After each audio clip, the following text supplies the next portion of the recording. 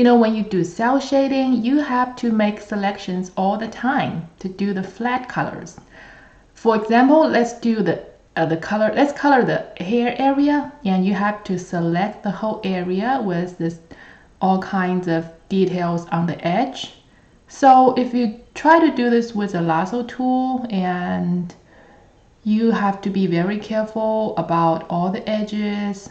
Sometimes it makes you really nervous, and I'm gonna tell you how to do this hassle-free. You see, you don't have to select all the area in one time. You can change the selection mode to add to selection this time, so you can select them piece by piece like this. So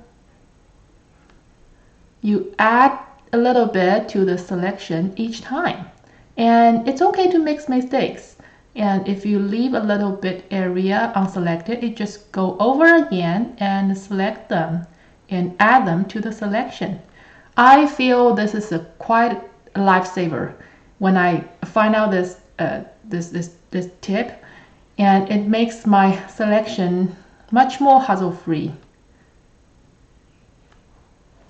And if you sometimes go overboard, and you can just choose remove from selection and remove it. So even though you're new to digital painting, you are working very slowly. In this way, you can just work at your own pace. You don't have to rush. Just little by little, and finally you will select the whole area and give it very perfect flat color. I hope this tips helps you. And I'm Grace, the founder of Grace Toon Studio. We create Christian manga art. If you like what we do, please subscribe. Thank you.